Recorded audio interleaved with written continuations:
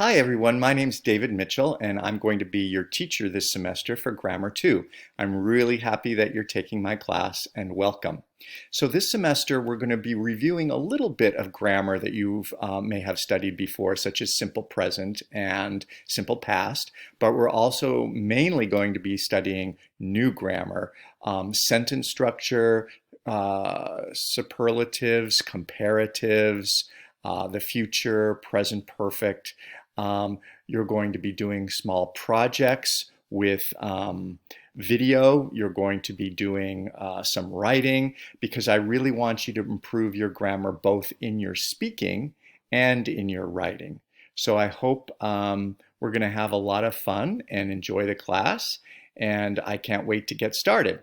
And in order to get started, go ahead and look at the syllabus and also click on modules so you can look at modules for week 1. And I'll see you on Zoom every Tuesday.